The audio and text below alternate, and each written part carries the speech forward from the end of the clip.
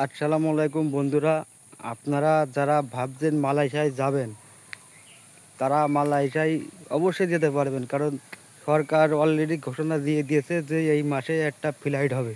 তো কাদের হবে? সেই ফ্লাইটটা যারা পুরাতন যেতে পারেনি তাদের হবে।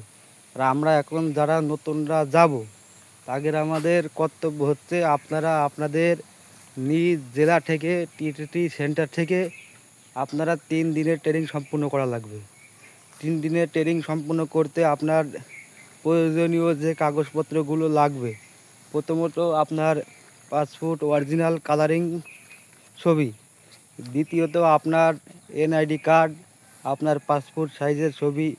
আর যারা যারা জানেন, আমার কমেন্ট বক্সে এমনিতেও দেওয়া আছে, ওখান থেকেও আপনারা চাইলে দেখে নিতে পারেন।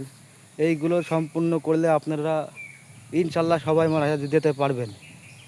কারণ আমিও মালয়েশিয়ায় যাব, আমিও অনেক দিন ধরে অপেক্ষা করে বসে আছি। তো হয়তো বা কেউ জানে না, এই জন্য ভিডিওটা করলাম আর কি।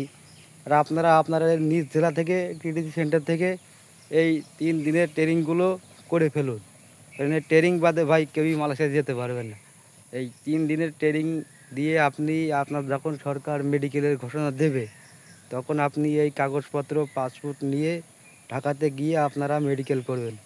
তাই আমি বলবো এখনই এই মুহূর্তে যখন এই ভিডিওটা দেখবেন, সরকার অলরেডি ঘোষণা দিয়ে দিয়েছে যে আপনারা সবাই 3 দিনের ট্রেনিং করে ফেলুন। তবুও যারা জানে না তাদের জন্য আমি ভিডিওটা করলাম।